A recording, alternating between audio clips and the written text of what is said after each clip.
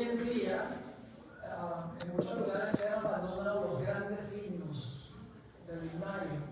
Yo no creo que solamente uno tiene que cantar himnos del himnario, pero los himnos del himnario son muy hermosos e inspiradores. Así que aprecio que haya cantado En presencia está de Cristo y será la labor en la noche de hoy. Muchas gracias, hermanos, por presentar la música especial. Que Dios siga bendiciendo el don que le ha concedido. Antes de comenzar el tema de la dominación y sola, vamos a tener una oración, como siempre tenemos. Así que con reverencia inclinemos nuestros rostros. Padre, gracias por darnos un día más de vida. Gracias, Señor, que nos has traído a este lugar con tu protección. Gracias porque es un Dios maravilloso que suple todas nuestras necesidades. Gracias especialmente por tu santa palabra, que nunca regresa a ti vacía, sino que causa lo que tú quieres que ella cumpla cuando tú le envías. Pedimos al estudiar este importante tema esta noche que tu Santo Espíritu se manifieste en este lugar. Danos claridad de pensamiento, corazones tiernos, e impártenos tu poder para que podamos proclamar las maravillas de tu santa palabra en estos últimos días. Gracias te damos por escuchar esta petición de tu pueblo. Y gracias por respondernos, porque te lo imploramos en el nombre precioso que es sobre todo nombre, el nombre de Cristo Jesús. Amén. Amén. Bueno, lo primero que quiero anunciar es que he traído algunos materiales que están disponibles. Son manuales de estudio que he escrito para diferentes series. Esos están disponibles en una mesa al final. También traje un thumb drive, que es un dispositivo que se mete en la computadora, que tiene todos los manuales que he escrito en español, todos los manuales de estudio, y esos materiales están disponibles. También tengo algunas tarjetas allí en la mesa. Aquí hay una muestra. Si ustedes llenan esta tarjeta, yo les voy a mandar, tiene que tener correo electrónico, no voy a mandar nada por correo, pero si colocan su correo electrónico, les voy a mandar electrónicamente todos los sermones que estoy presentando aquí en forma escrita.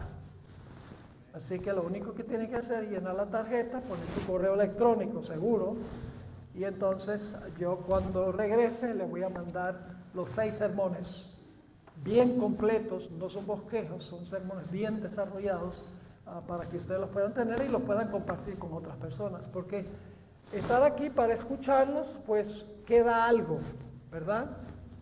Pero se olvida mucho.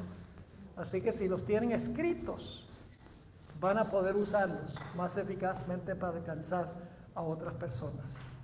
Vamos primero a repasar lo que estudiamos anoche. ¿Cuántos estuvieron aquí anoche? Levanten la mano los que estuvieron anoche.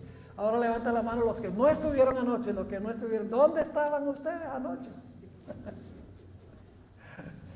Yo sé que tenían ocupaciones, tal vez no sabían, tal vez se ha regado la palabra de que estamos teniendo reuniones acá, pero gracias por venir esta noche. Vamos a repasar para beneficio de aquellos que no pudieron estar anoche lo que estudiamos en nuestra primera presentación. Empezamos en Mateo el capítulo 24 y el versículo 6. Y vimos que iba a haber ciertos fenómenos. Iba a haber guerras, rumores de guerras, se iba a levantar nación contra nación, reino contra reino, iba a haber pestilencias, hambres, terremotos e intranquilidad social, alborotos, dice la Biblia, es decir, convulsión interna en la sociedad. Y luego de eso dijo que esto es solamente ¿qué? Solamente principio de dolores. Ahí estamos nosotros ahora. Estamos en el versículo 8, porque el versículo 9 no ha ocurrido todavía. Ya vimos que Mateo 24 está en orden cronológico. ¿Se dieron cuenta que todos los eventos están en el orden en que van a ocurrir? Así que lo del versículo 9 no ha ocurrido todavía. Ahora, ¿por qué Satanás causa todos estos desastres? ¿Por qué es Satanás el que lo hace? Dios no es el que lo hace. ¿Por qué Satanás hace todo esto? Guerras, rumores de guerras, epidemias, terremotos, alborotos. ¿Cuál es su objetivo? Echarle la culpa, no necesariamente a Dios, aunque indirectamente sí, pero para echarle la culpa a los que son fieles a Dios. Y ahí es que llegamos al versículo 9, luego dice, luego tendréis tribulación. Y algunos de vosotros os matarán. Y seréis aborrecidos de todos por causa de mi nombre. ¿Eso ha pasado todavía? No, eso no ha pasado todavía. Así que sabemos que estamos en la transición entre el versículo 8 y el versículo 9. Este se conoce como el tiempo de angustia previo. Se usa la palabra tribulación sin calificativo. Mañana en la noche vamos a estudiar desde el versículo 21 en adelante, donde no dice tribulación, dice gran tribulación. Es decir, hay una tribulación pequeña y luego hay una gran tribulación después de cerrarse la puerta de la gracia.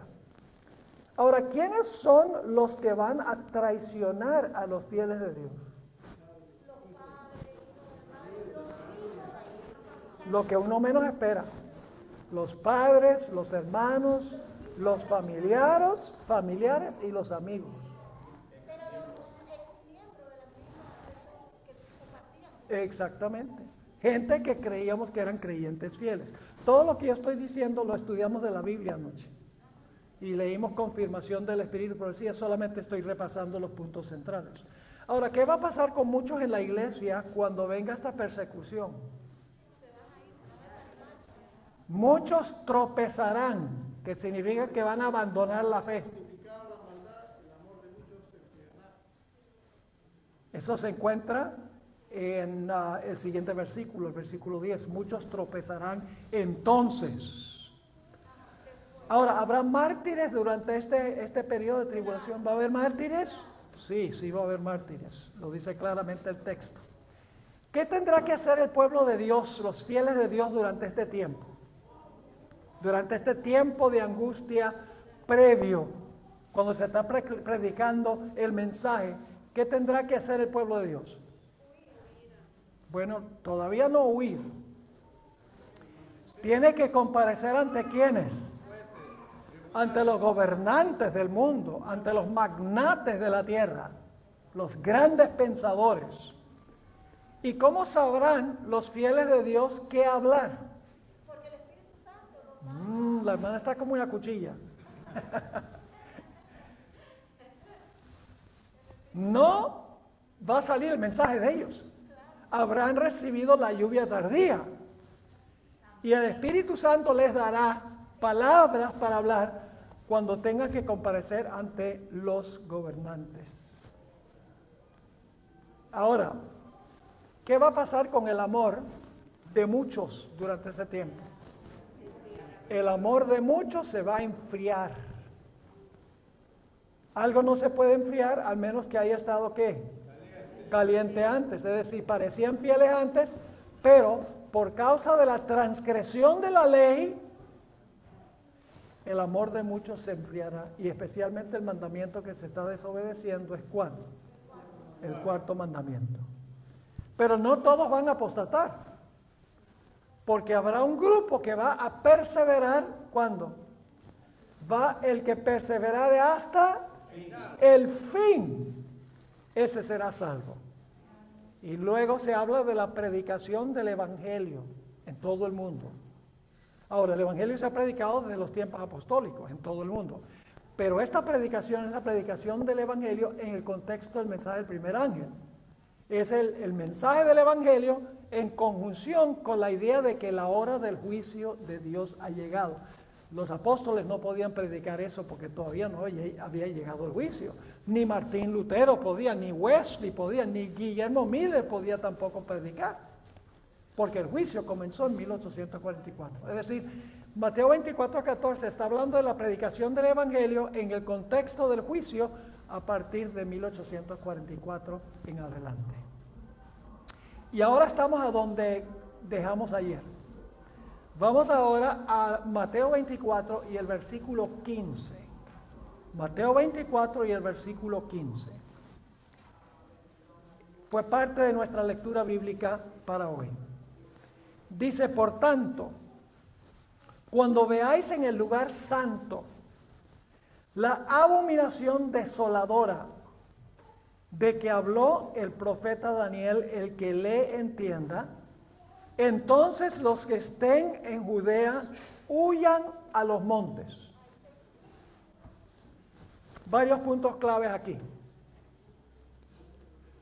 La abominación desoladora, cuando los que estaban en la ciudad vieran la abominación desoladora, entonces debían huir a los montes. Ahora, uno de los principios que notamos anoche es que tenemos que comparar lo que dicen los 3 evangelios, porque esta enseñanza de Jesús no solo está en Mateo, está en Marcos 13 y Lucas 21. Ahora, cuando leemos Lucas 21, parece que Jesús dijo algo radicalmente distinto. No parece haber relación entre lo que dice Mateo 24, versículos 14 y 15, y Lucas 21, 20 y 21. Se sabe que es la misma enseñanza, pero parece radicalmente distinto. Vamos a Lucas 21 y el versículo 20. Dice, Lucas 21 y el versículo 20, pero cuando viereis a Jerusalén rodeada de ejércitos, ¿cómo dice Mateo? Cuando vieres la ¿qué? Abominación desoladora. ¿Qué dice Lucas? Cuando vieres a Jerusalén rodeada de ejércitos. ¿Qué relación puede haber entre eso? Seguimos. Sabed entonces que su destrucción ha llegado. Entonces los que estén en Judea, ¿qué? Huyan a los montes. En otras palabras, en Mateo dice que es la abominación desoladora, que es la señal para huir, mientras que en Lucas dice que cuando Jerusalén es rodeada de ejércitos es la señal de huir. Es decir, la abominación desoladora era cuando los ejércitos rodearon la ciudad de Jerusalén. ¿Está claro ese punto? Es decir, nosotros tenemos que estudiar qué pasó cuando los ejércitos romanos circundaron la ciudad de Jerusalén, porque tiene una gran enseñanza en cuanto a lo que va a pasar al final de la historia. Así que tenemos que volver a la historia del sitio y de la destrucción de Jerusalén para entender el cumplimiento final de esta profecía, porque vimos que la profecía de Mateo 24 tiene ¿cuántas aplicaciones? Tiene 2 cumplimientos. Un cumplimiento en los eventos que llevaron a la destrucción de Jerusalén y otro cumplimiento en los eventos que llevan a la destrucción final del mundo. Así que leamos el conflicto de los siglos, página 25. Aquí la hermana White explica algo muy interesante en cuanto a lo que sucedió cuando los ejércitos romanos circundaron la ciudad de Jerusalén. Dice, tan pronto como los estandartes idólatras. ¿Sabe lo que es un estandarte? Es la insignia que llevan los ejércitos adelante para identificar la división del ejército. Dice, tan pronto como los estandartes idólatras, les voy a explicar qué significa eso, del ejército romano fuesen clavados en el suelo sagrado, que se extendía varios estadios más allá de los muros, es decir, el lugar santo no era la ciudad ni el templo, era un área fuera de los muros de la ciudad que también se consideraba un área santa. Así que dice, tan pronto como los estandartes idólatras del ejército romano fuesen clavados en el suelo sagrado que se extendía varios estadios más allá de los muros, los creyentes en Cristo debían huir a un lugar seguro. Al ver la señal preventiva, todos los que quisieran escapar debían hacerlo sin tardar. Ahora, Flavio Josefo, quien nació en el año 37, solamente 6 años después de la muerte, de la crucifixión y la resurrección y la ascensión de Jesús, él fue testigo ocular de la destrucción de Jerusalén. Él estuvo presente allí. Y él explica qué sucedió cuando los ejércitos romanos llegaron y circundaron la ciudad en el año 66 primero y luego en el año 70. Dice que lo que hacían las legiones romanas era sitiaban una ciudad tomaban sus estandartes, los clavaban en el suelo y luego se arrodillaban y les rendían adoración a los estandartes. Porque el estandarte tenía lo que voy a describir en un momento, que representaba al dios Sol. Es decir, al inclinar y rendirle adoración al estandarte, estaban adorando al dios Sol. Ahora, la pregunta clave es, ¿qué tenía el estandarte romano? Pues se han descubierto arqueológicamente que tenía el estandarte. Tenía un águila con las alas extendidas. La cabeza del águila estaba girada hacia la derecha. No estaba mirando hacia adelante, sino hacia el lado derecho. En las garras, el águila tenía flechas. Y alrededor del águila había una guirnalda circular dorada que representaba el dios Sol Mitra, que era el dios patrón de los ejércitos o de las legiones romanas. Y Flavio Josefo decía en sus escritos, La guerra de los judíos, que cuando los ejércitos romanos llegaron, circularon a Jerusalén, clavaron los estandartes con el águila, alas extendidas, cabeza girada hacia la derecha, garras en las garras, flechas en las garras, una guirnalda circular representando al dios Mitra, y le rindieron adoración a sus estandartes. Es decir, estaban adorando a través de sus estandartes al dios Sol. Cuando los cristianos vieran esta señal, los cristianos debían inmediatamente hacer ¿qué cosa? Inmediatamente debían huir. Pero aquí viene la pregunta clave. ¿Cómo podían huir si la ciudad estaba circulada? Aquí es que entró la providencia de Dios. En el año 66 de la era cristiana vino el general de las tropas de Roma, de las legiones romanas, su nombre era Cestio Galo, y él sitió la ciudad. Y la gente de adentro estaba muriendo de hambre, no podía salir porque los mataban. Y estaban a punto de entregarse, a punto de rendirse los que estaban en la ciudad. Y de repente Cestio Galo le dijo a sus tropas, vámonos.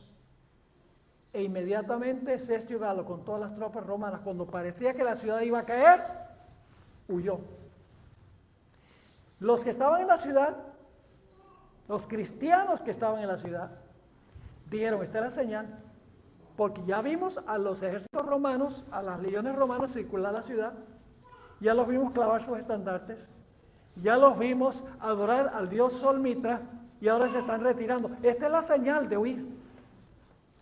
Y todos los cristianos que estaban en la ciudad huyeron cuando vieron la señal. Ahora, cuando huyeron las legiones romanas, sin razón alguna, en un momento le voy a leer una cita de la hermana White y también una cita de Flavio Josefo, cuando huyeron, los apóstatas en la ciudad, los falsos profetas apóstatas de la ciudad, animaron a la gente y le dijeron, mire, Dios está obrando a favor nuestro. Fíjense que si nosotros pelear, Dios espantó a las legiones romanas. Y se fueron tras las legiones romanas, y las legiones sufrieron grandes pérdidas de soldados.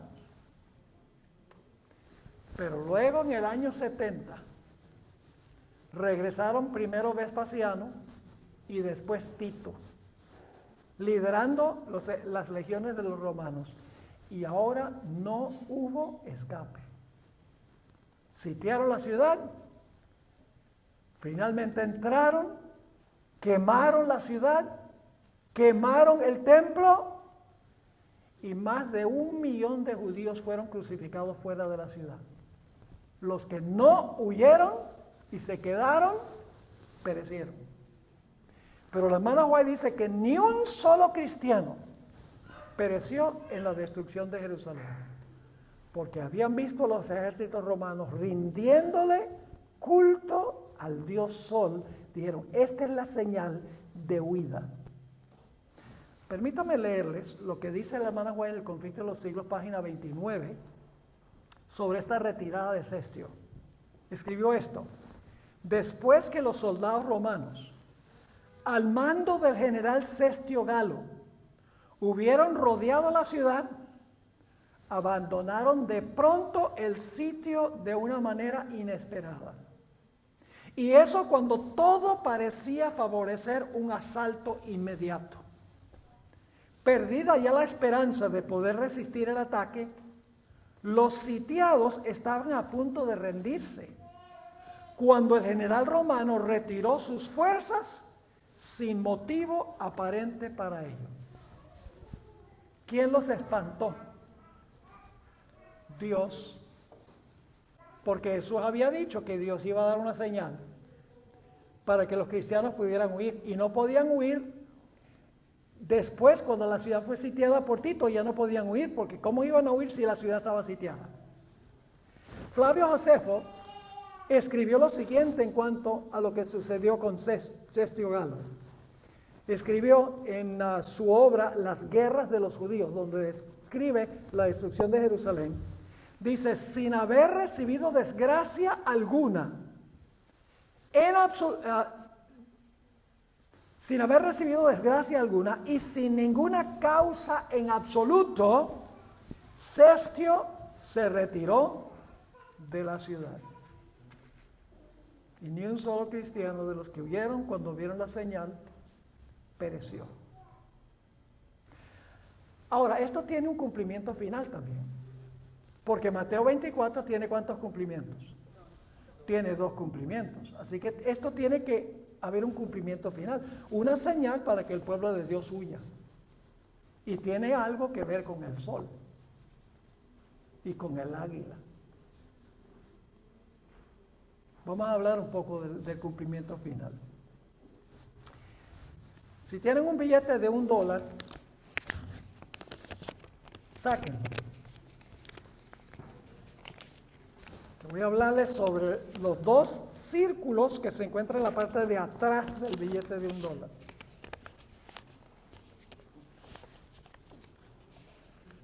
Así que saquen el $. ¿Cuánto tienen? Levanten la mano cuando tengan el $. Levanten la mano, que pasen los diáconos a recoger la ofrenda.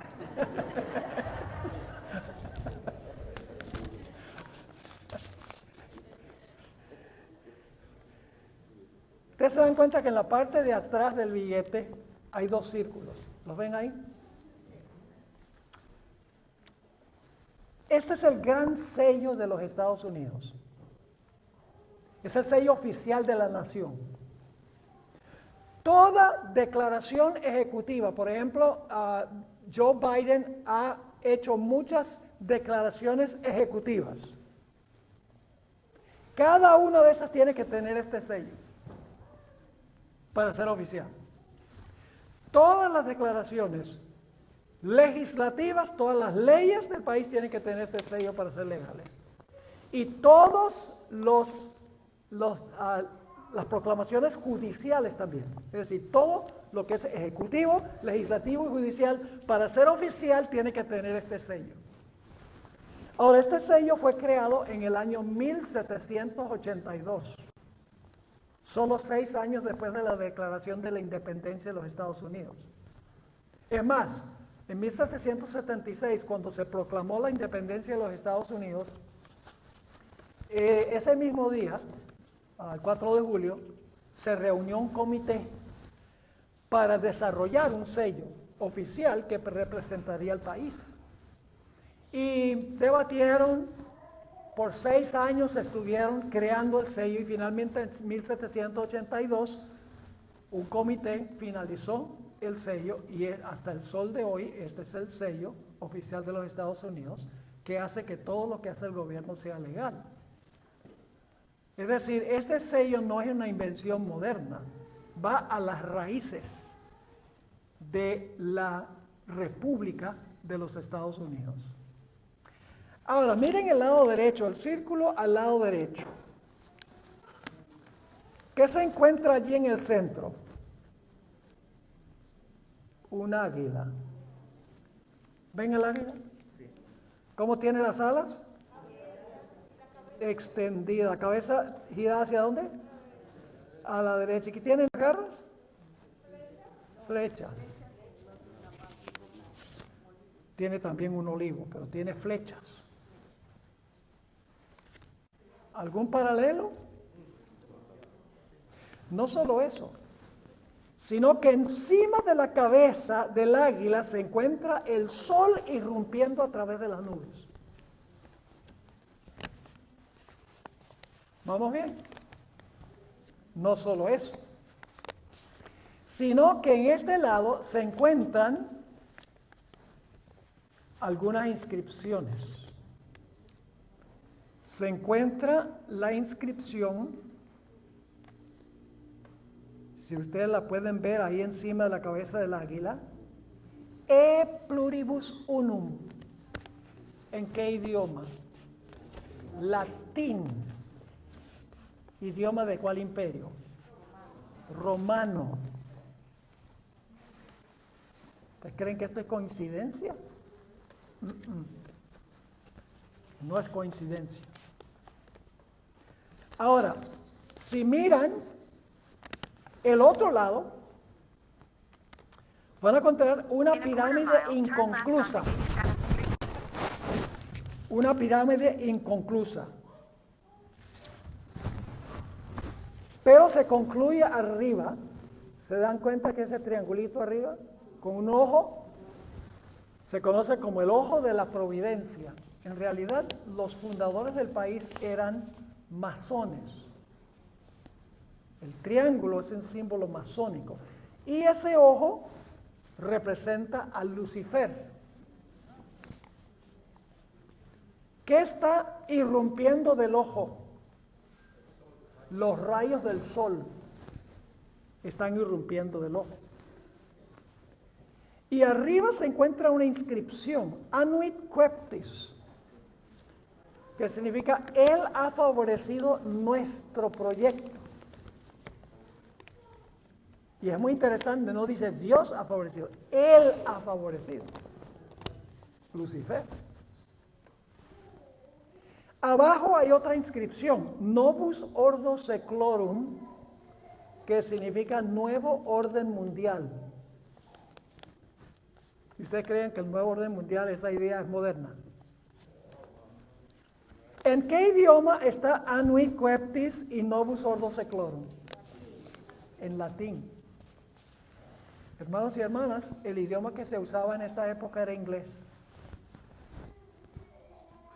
Y si miran a la base de la pirámide, tienen que tener buen ojo, van a encontrar en la base de la pirámide el año 1776 en números romanos. ¿De dónde viene el sello de los Estados Unidos? De Roma. Lo adoptaron y los fundadores dicen abiertamente que lo adoptaron de Roma. Pero hay más. ¿Cuántos han visitado Washington, D.C.?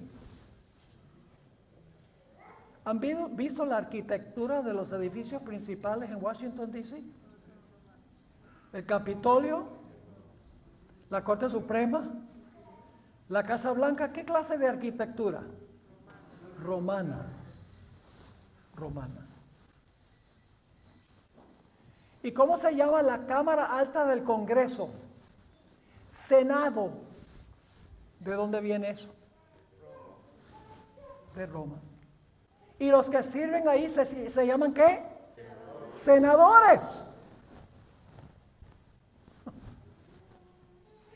Y Washington, D.C. está lleno de monumentos de los héroes y de grandes eventos históricos como la Roma antigua.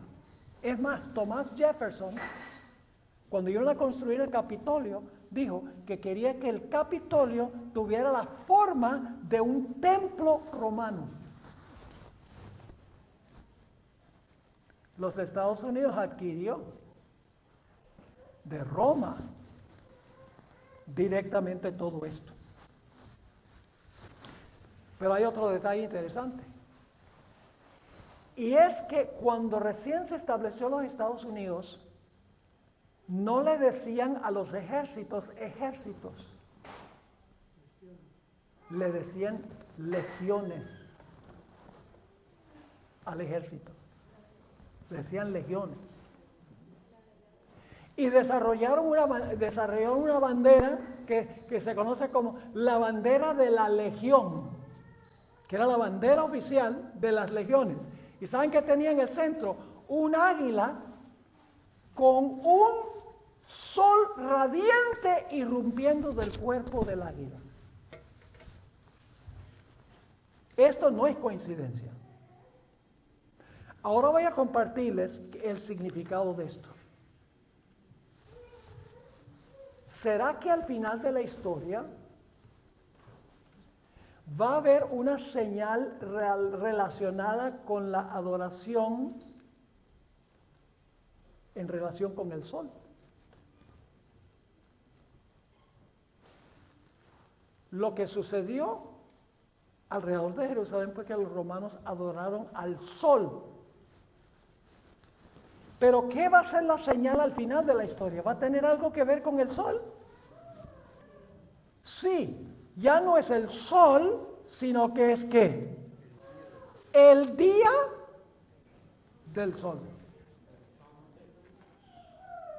El día del sol va a ser la señal.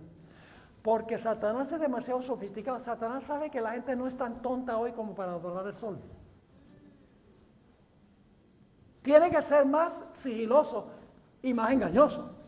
Así que no es el sol, sino que es en el día del sol. Ahora, alguien podría decir, pastor, no es lo mismo adorar el sol que adorar en el día del sol. Y yo sostengo que en principio es lo mismo. Y le voy a aplicar haciendo 3 preguntas. ¿Quién creó el sol? Dios. ¿Lo creó para la adoración? No, es un objeto secular para dar luz. ¿Qué sucede si lo convertimos en un objeto de adoración? ¿Cómo se llama eso? Idolatría. ¿Quién creó el primer día de la semana? Dios. ¿Lo creó para la adoración? No, es un día de trabajo. No lo creó para la adoración. ¿Qué pasa si lo convertimos en un día de adoración? Idolatría. No importa que es un objeto o es un día que el hombre ha creado para la adoración, el principio es el mismo. ¿Están entendiendo lo que estoy diciendo? Ahora, tenemos la confirmación del espíritu de profecía. Gracias a Dios por el espíritu de profecía, hermanos y hermanas. Yo estoy seguro que la hermana White probablemente no sabía todos estos detalles en cuanto de dónde adquirió los Estados Unidos toda su simbología, etcétera. Pero Dios le inspiró y les dio el paralelo entre lo que pasó en el pasado y lo que va a suceder en el futuro. Escuchen estas citas. La primera cita está en el tomo 5 de los Testimonios, página 426 y 427. Esto es lo que escribió. Por el decreto que imponga la institución del papado en violación a la ley de Dios, está hablando de la ley dominical, nuestra nación, los Estados Unidos, se desvinculará completamente de la justicia. Los Estados Unidos ahora están desvinculándose de la justicia, hermanos y hermanas. Como el asunto, este es un país que se está convirtiendo en un país pagano, con el matrimonio homosexual, gay. Ahora déjenme decirles, no debemos odiar a las personas que practiquen el matrimonio gay, ni debemos odiar a los transexuales. No hay cabida para odio, pero sí podemos denunciar con la Biblia el estilo de vida que ellos viven. Podemos aborrecer el pecado y amar al pecador. Lamentablemente, generalmente lo que hacemos es amar el pecado y odiar al pecador. Hace varios años en New Jersey, cuando yo era el coordinador de la obra hispana allá, me invitaron a un programa religioso por televisión donde se iba a discutir cierto tema. Y entonces, en el proceso de la discusión, yo mencioné que podemos amar al pecador, pero odiar su pecado. Y este individuo, que no era mayormente religioso, dice, ¿y cómo se puede hacer? ¿Cómo puede usted amar al pecador y odiar el pecado del pecador? Porque el pecador fue el que hizo el pecado. Y entonces yo le hice una pregunta, le dije, ¿usted tiene hijos? Me dice, sí. ¿Ya están grandes o pequeños? Dice, no, ya, son teenagers. Le dije, a veces sus hijos hacen cosas que a usted no le gusta. Dice, sí. Entonces usted los odia por lo malo que hicieron. Se quedó congelado. Dice, no, yo amo a mis hijos, aun cuando hacen cosas malas. Y entonces, ¿por qué Dios no puede amar a un pecador que hace cosas malas? No hay cabida, hermanos y hermanas, para odiar a los que tienen un estilo de vida distinto, pero sí tenemos razón para estar en desacuerdo con su estilo de vida. Y los Estados Unidos poco a poco se ha convertido en una nación pagana. Hermanos y hermanas, casi uno no puede ver una película hoy en día que no esté saturada de espiritismo. En un país supuestamente compuesto mayormente de cristianos. Pero la hermana White dice aquí que por la ley dominical nuestra nación se desvinculará completamente de la justicia. Es la gota que va a llenar la copa. Como decimos en inglés, the straw that breaks the camel's back. Sigue diciendo, cuando el protestantismo extienda la mano a través del abismo para asir la mano del poder romano, cuando se incline por encima del abismo para darse la mano con el espiritismo, cuando bajo la influencia de esta triple unión, es decir, catolicismo, protestantismo y espiritismo, dice, nuestro país repudie todo principio de su constitución como gobierno protestante y republicano. Cuando dice republicano no está hablando del partido republicano, está hablando de un estilo de gobierno que es república. Algunos han dicho, los republicanos son los que van a poner la ley dominicana, no podemos votar por los republicanos. No, cuando dice Republican, está hablando de un estilo de gobierno que es república, o sea, representativo, donde el pueblo elige a sus representantes. Así que cuando ella dice, cuando se incline por encima del abismo para darse la mano con el espiritismo, cuando bajo la influencia de esta triple unión, nuestro país repudie todo principio de su constitución como gobierno protestante y republicano y haga provisión para la propagación de las mentiras y seducciones papales, entonces sabremos que ha llegado el tiempo en que se verá la asombrosa obra de Satanás y que el fin está cerca. Y ahora piensa la comparación. Así como el acercamiento de los ejércitos romanos fue para los discípulos una señal de la inminente destrucción de Jerusalén, esta apostasía, que según el contexto es el asunto del domingo, esta apostasía podrá ser para nosotros una señal de que se llegó al límite de la tolerancia de Dios, de que nuestra nación colmó la medida de su iniquidad, y de que el ángel de la misericordia está por emprender el vuelo para nunca volver. Es la señal del cierre de la gracia. ¿Saben qué, hermanos y hermanas? Que una vez que los cristianos huyeron de Jerusalén, los que quedaron en Jerusalén, para ellos se cerró la puerta de la gracia. La señal de huir era cuando los soldados romanos le rindieron adoración al sol. La hermana White está diciendo, al final de la historia va a ser cuando el mundo le esté rindiendo adoración a Dios en el día del sol. Así que dice ella, de que el ángel de la misericordia está por emprender el vuelo para nunca volver, los hijos de Dios se verán entonces sumidos en aquellas escenas de aflicción y angustia de Jacob. Y van a encontrar que después de los versículos 15 al 20, donde dice, orad que vuestra huida no sea en invierno ni en sábado, el siguiente versículo dice, entonces tendréis gran tribulación. ¿Sí? Ahora, hay otra cita de la hermana White en el mismo libro, tomo 5 de los testimonios, página 439, donde repite el mismo pensamiento. escribió: no es ahora tiempo para que el pueblo de Dios fije sus afectos o se haga tesoros en el mundo. No está lejano el tiempo en que, como los primeros discípulos, seremos obligados a buscar refugio en lugares desolados y solitarios. Así como el sitio de Jerusalén por los ejércitos romanos fue la señal para que huyesen los cristianos de Judea, así la asunción de poder por parte de nuestra nación con el decreto que imponga el día de descanso papal será para nosotros una amonestación. Clarito, ¿verdad que sí? Y luego dice la hermana White: entonces será tiempo de abandonar las grandes ciudades, es decir, de huir, de abandonar las grandes ciudades y prepararnos para abandonar las menores en busca de hogares retraídos en lugares apartados entre las montañas. La última oportunidad para huir de la ciudad es cuando oficialmente se imponga la ley dominical en los Estados Unidos, pero hermanos y hermanas, en ese tiempo será más difícil huir, porque estaremos en el pequeño tiempo de angustia. Va a ser más difícil. Sí habrá oportunidad de huir, pero será la última oportunidad de huir, y será en circunstancias supremamente difíciles. Todavía no se ha levantado en Estados Unidos esta señal, todavía no hay una ley dominical, aunque la pandemia ha demostrado cómo puede ocurrir y puede ocurrir rápido.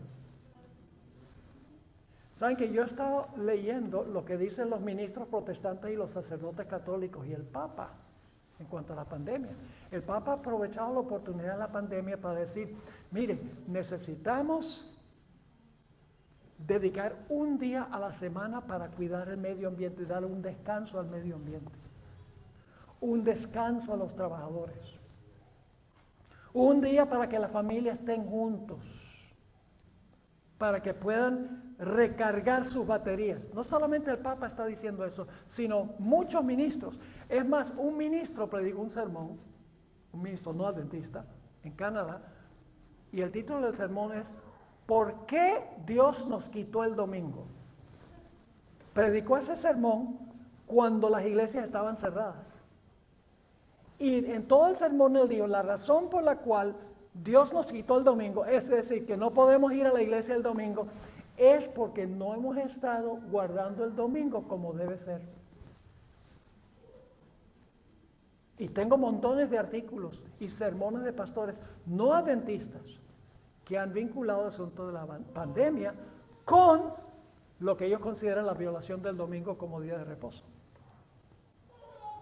Como les mencionaba anoche, la pandemia es un experimento de Satanás. Él quiere ver cuánto se deja dominar la gente por miedo. Y la mayoría de la gente, por miedo, se ha acatado a todo. Cuando se cerraron las iglesias, nadie protestó. Bueno, hubo algunas pocas iglesias que protestaron. Cuando el gobierno dijo: no canten, no se cantó. Pero yo no tengo ningún problema, por ejemplo, en usar máscara, no tiene nada que ver con religión. Pero ya cuando el gobierno dice que no se puede la gente reunir en la iglesia y no puede cantar, ya eso, el poder civil está interviniendo en asuntos religiosos. Y en la Constitución dice que el gobierno no puede establecer ninguna ley que impida que usted practique su religión. Pero la gente por temor dice: no, para salvarnos tenemos que hacer todo lo que se dice. Y cuando las cosas se pongan bien mal, porque la pandemia es mala, pero no hemos visto nada, conforme a lo que estudiamos anoche. Cuando todas estas cosas estén sucediendo simultáneamente y se diga: todo esto está pasando porque nos hemos extraviado de Dios, hay que regresar a Dios, y se ponga una ley dominical y las cosas empeoran aún más, ¿qué va a pasar con los que no se acaten? Va a venir persecución. Ahora, esto se llama la abominación asoladora, ¿verdad? Desoladora, la abominación. ¿Cómo define la Biblia abominación? En la Biblia La palabra abominación se vincula con idolatría. ¿Es idolatría santificar el domingo? ¿Es idolatría? ¿Quién hizo el domingo como día de reposo? El hombre. Cualquier cosa que el hombre santifica, que Dios no santificó, es idolatría. Así que la mayoría del mundo cristiano es idólatra. No lo reconocen, no lo entienden. En unos momentos les voy a leer algunas citas de la hermana White, donde ella se refiere al domingo como el sábado ídolo. El sábado, the idol Sabbath. Vamos a Deuteronomio 5, 25 y 26 para que vean que la palabra abominación tiene que ver con idolatría. Yo pregunto, cuando los ejércitos romanos pusieron sus estandartes en el suelo y le rindieron adoración al sol, ¿eso fue una abominación? Dice abominación asoladora, porque era idolatría. Al final de la historia sucede lo mismo, pero no con el sol, sino con un día. Noten lo que dice Deuteronomio 7, 25 y 26. Quiero que noten que la palabra abominación se vincula con idolatría, con ídolos. Aquí Dios está hablándole a Israel de que tengan cuidado cuando entren en la tierra prometida y no adoren los ídolos de las naciones. Dice, las esculturas de sus dioses quemarás en el fuego. No codiciarás plata ni oro de ellas para tomarlo para ti, para que no tropieces en ello. Pues es que, ¿qué es abominación? Adorar las esculturas, ¿verdad? Pues es abominación a Jehová tu Dios. Y no traerás cosa que abominable a tu casa para que no seas anatema. Del todo, está hablando de ídolos, del todo la aborrecerás y ¿qué? Y la abominarás, porque es anatema. En la época de Constantino el Grande, la iglesia adoptó los objetos de culto de los paganos. Los paganos paganizaron a la iglesia más bien que la iglesia cristianizara a los paganos. Entre las cosas que el catolicismo adoptó del paganismo y luego santificó, entre comillas santificó, está una estatua que era estatua de Júpiter. Está en la Basílica de San Pedro. Es una estatua donde cuando yo fui, por lo menos cuando yo fui al Vaticano, allá a la Basílica de San Pedro, la gente podía acercarse a la estatua y muchas personas le besaban el dedo gordo del pie y ya estaba acabado el dedo gordo. Ahora me dicen que le han puesto una barrera que no quieren que se quede sin dedo. Pero ¿saben algo interesante? Esa estatua que la Iglesia Católica santificó diciendo que es Pedro, estaba en un templo que representaba al dios Júpiter. Tomó del paganismo y lo bautizó como santo. Lo mismo hizo con el día de reposo. Digo, bueno, para ganar a los paganos, fácil. Lo que hacemos es adoptamos el domingo como día de reposo, lo santificamos, decimos, lo honramos porque Cristo resucitó ese día y entonces los paganos se van a sentir cómodos con nosotros. Eso pasó históricamente. Ahora, la hermana White tiene unas citas muy interesantes donde se refiere al domingo como sábado ídolo. Escribió, se requerirá gran cuidado y sabiduría en la presentación de la verdad del sábado. Se necesitará una gran medida de gracia y el poder de Dios para derribar el ídolo que se ha levantado en forma de un falso sábado. Un ídolo que se ha levantado en forma de ¿qué? De un falso sábado. Aquí hay otra. Al igual que Caín, los hombres de hoy están violando un claro así dice Jehová.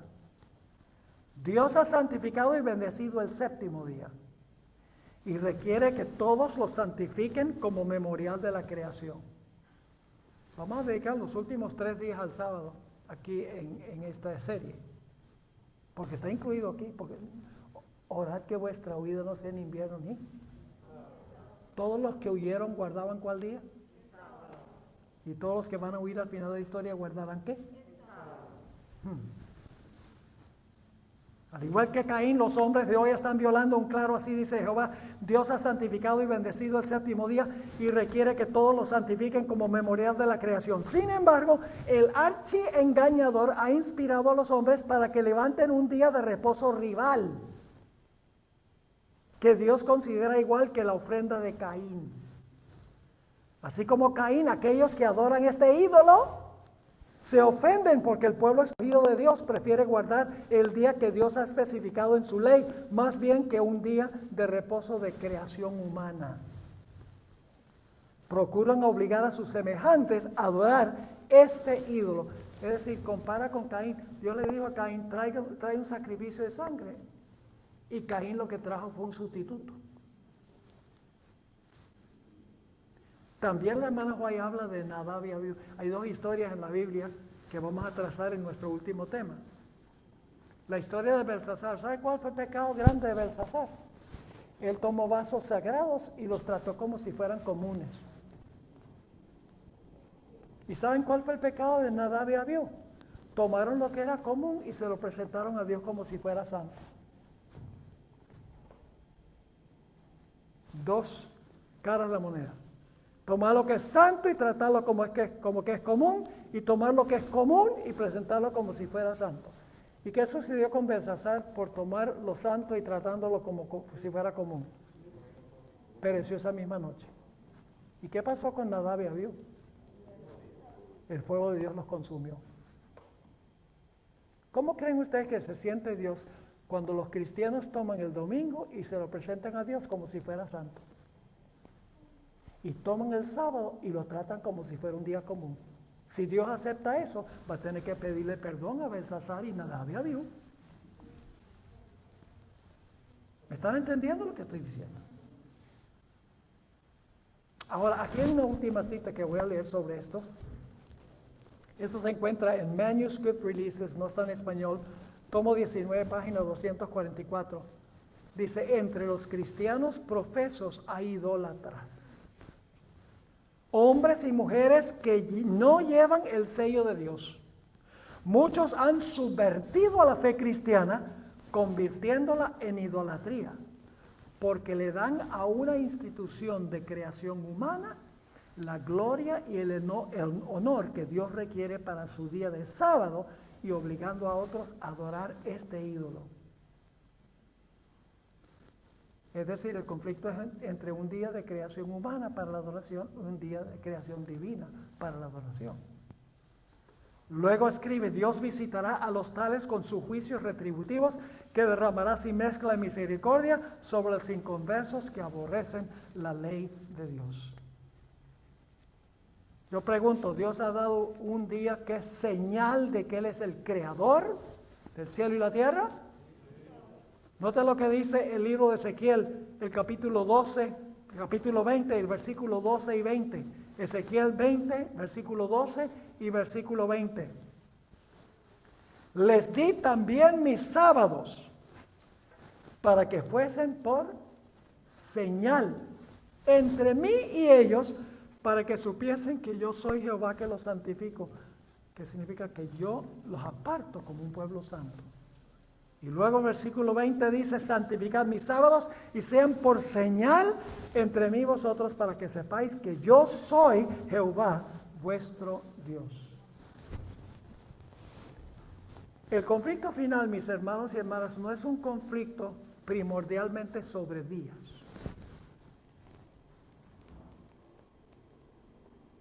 Vamos al comienzo de la historia. La primera prueba que puso Dios en el huerto del Edén.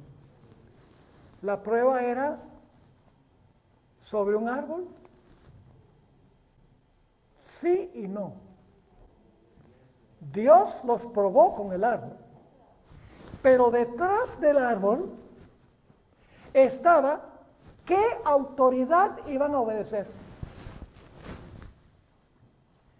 Si no comían del árbol, estaban aceptando la autoridad de ¿quién? De Dios.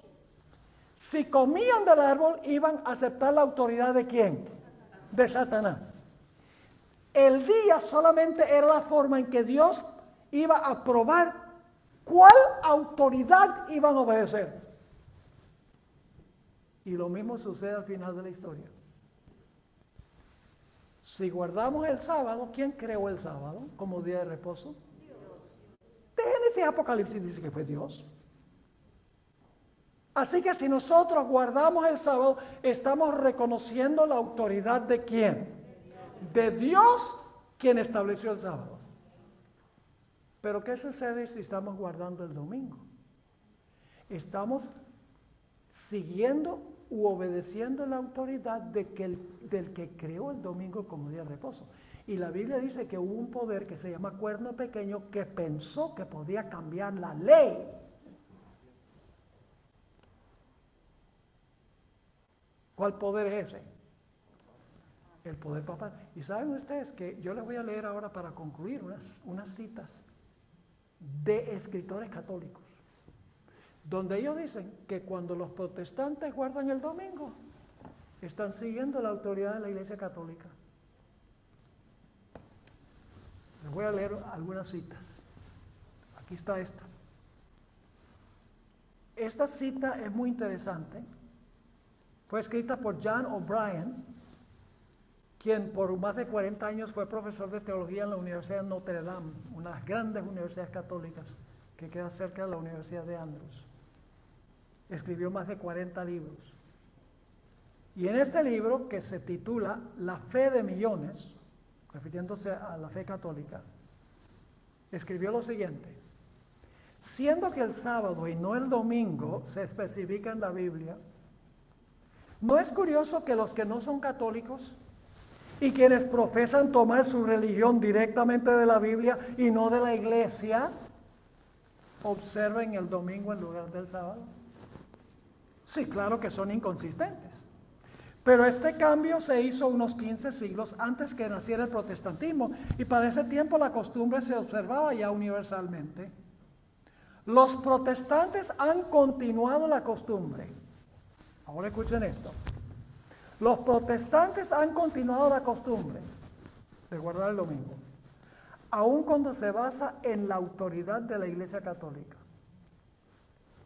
y no sobre un texto explícito de la Biblia. Ahora viene la parte más curiosa. Dicha observancia permanece como un recordativo de la Iglesia Madre. Cuando los protestantes guardan el domingo, ¿es un recordativo de qué? De la Iglesia Madre, de donde se separaron las sectas no católicas. Es como un niño que se fuga de su casa, pero aún lleva consigo en el bolsillo una foto de su madre o una trenza de su cabello. Las iglesias protestantes nunca pudieron zafarse completamente de la madre, por eso van a volver a ella. Aún conservan la idea, las iglesias protestantes, de que los muertos no están muertos. La inmortalidad del alma, sustrajeron eso de la madre. Nunca pudieron echarlo a un lado. La reforma no se completó.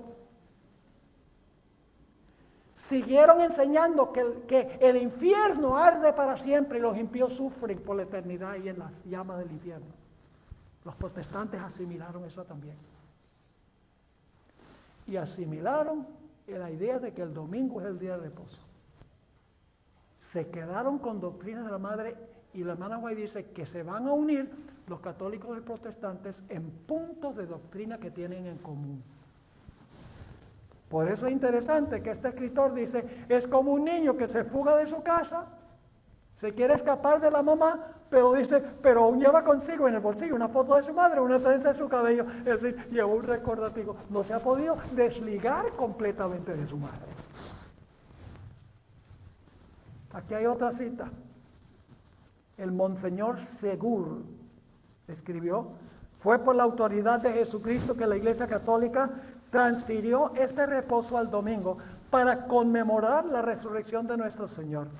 De modo que cuando los protestantes guardan el domingo, aun cuando no quieran admitirlo, le están rindiendo homenaje a la autoridad de la Iglesia Católica. Les leo una más. La Santa Iglesia Católica, este es otro autor católico, es el padre Enright, que por mucho tiempo fue presidente de Redemptorist College in America. Escribió: la Santa Iglesia Católica fue la que cambió el día de reposo del sábado al domingo, primer día de la semana. Y no solo obligó a todos a guardar el domingo, sino que urgió a todos a que trabajaran el séptimo día a riesgo de un anatema. Los protestantes profesan reverenciar la Biblia, mas sin embargo, por su acto solemne de guardar el domingo, reconocen el poder de la Iglesia Católica. La Biblia dice: acuérdate del sábado para santificarlo. Pero la Iglesia Católica dice: no, guarda el primer día de la semana. Y he aquí que todo el mundo civilizado se inclina en obediente reverencia al mandato de la Santa Iglesia Católica. Qué tremenda cita.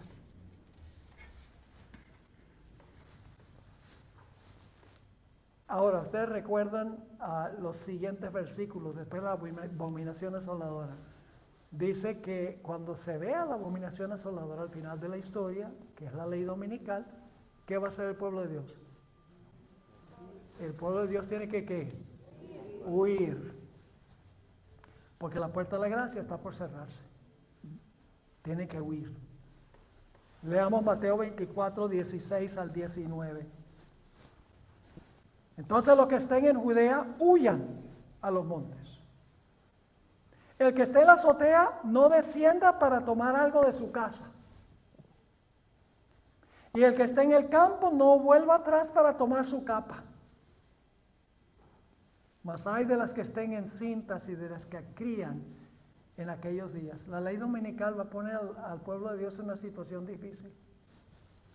Es tiempo de huir. Ay, no, pero mi casita, mi carro, mi dinero, mi familia.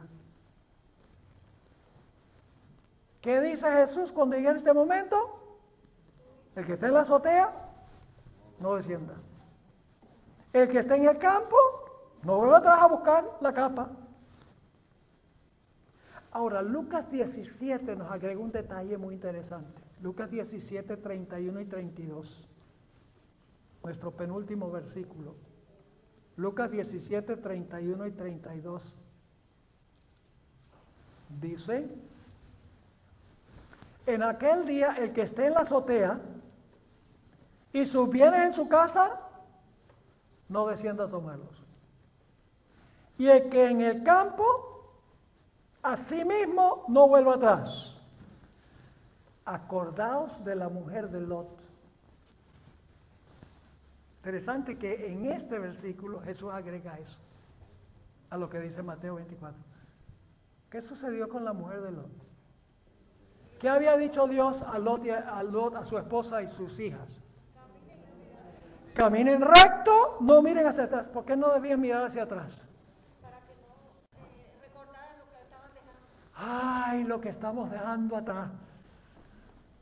Hermanos y hermanas, más vale dejar lo que tenemos aquí para que Cristo nos dé lo que tiene allá. No nos aferremos a lo que tenemos aquí. Trabajamos y reunimos y acumulamos como si fuéramos a vivir aquí para siempre. No estoy diciendo que debemos llegar a ser homeless. No hay ningún problema con tener nuestra casa, con tener un buen automóvil, con tener algunas cosas que nos proporcionan comodidad, pero no hagamos de estas cosas algo primario. Lo más importante. Y cuando estaban huyendo de la ciudad, la Biblia dice que la mujer de Lot miró hacia atrás y se convirtió en una columna de sal. ¿Sabe? Por mucho tiempo yo me preguntaba, ¿por qué Dios no le dio más bien un infarto? Es la única persona en la Biblia que fue castigada convirtiéndola en una columna de sal.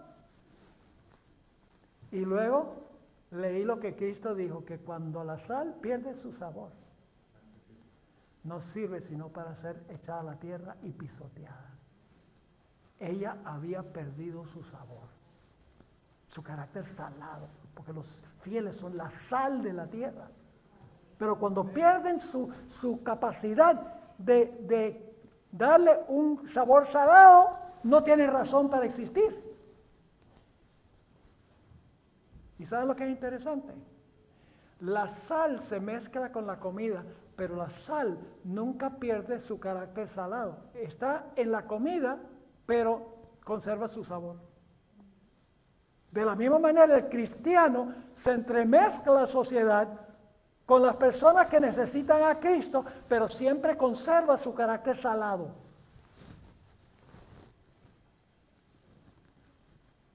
Hermanos y hermanas, estamos ya entrando en este tiempo. Y la pregunta clave es, ¿qué va a ser lo más importante para nosotros? ¿Nuestra fidelidad a Cristo o lo que tenemos? Jesús dijo, ¿de qué vale que el hombre gane todo el mundo y perdiere su alma? El último versículo es el versículo 20. Todos los que huyeron de Jerusalén, ¿qué día guardaban? El sábado. Orad pues que vuestra huida no sea en invierno, porque es muy frío. Yo he estado en Jerusalén en invierno, es frío, cae nieve. Claro, no como en Nueva York, pero se pone frío y cae nieve. Orad pues que vuestra huida no sea en invierno ni en sábado. ¿Qué día guardarán los que huyan al final de la historia? El sábado. Nos ayuda mucho saber este versículo en su contexto ahora. Esto se usa en evangelismo y decimos 70 años después, 40 años después que Cristo ascendió al cielo, Jesús dijo que todavía había que guardar el sábado. Pero leemos este texto no en su contexto, de que en el año 70 sí, los fieles estaban guardando el sábado, pero al final de la historia los que huyan también van a guardar el sábado, en medio de la crisis final. Ahora, cuando el pueblo de Dios huya, se va a cerrar la puerta de la gracia y va a comenzar la gran tribulación. El siguiente versículo, el versículo 21, dice, entonces, ¿qué indica la palabra entonces? Cuando el pueblo de Dios huya, entonces vendrá ¿qué? Gran tribulación, megale, es la palabra que se usa, mega tribulación. No es el tiempo de angustia previo, es el gran tiempo de angustia de Jacob. Y de eso hablaremos Dios mediante mañana. Del versículo 21 al versículo 31. Será nuestro estudio mañana. Un estudio fascinante. Vamos a estudiar en cuanto a la gran tribulación, en cuanto a la falsificación de la segunda venida por Satanás. Satanás va a falsificar la segunda venida durante el tiempo de angustia para engañar, si fuere posible, a los mismos escogidos. Y luego vamos a hablar de cómo el sol, la luna y las estrellas se van a oscurecer. Y luego se va a ver la señal del Hijo del Hombre en el cielo. Y luego entonces, cuando Cristo llegue, los ángeles los va a mandar para recoger a sus escogidos de los cuatro vientos, para estar en una tierra donde no habrá más COVID, no habrá más clamor, ni dolor, ni calles sucias, ni ruido ensordecedor, donde todo será como fuera en el Edén, hermoso, pacífico, verde, limpio. Yo no sé de ustedes, pero yo anhelo que llegue ese día, hermanos y hermanas. Oremos. Padre Celestial, gracias te damos por la claridad de tu palabra. Gracias por el espíritu de profecía que nos ayuda a esclarecer muchos conceptos. Señor, te ruego que lo que hemos estudiado esta noche nos consagre sin reservas a ti. Ayúdanos a ser más estudiosos de tu palabra, Ayúdanos, Señor, a orar fervientemente.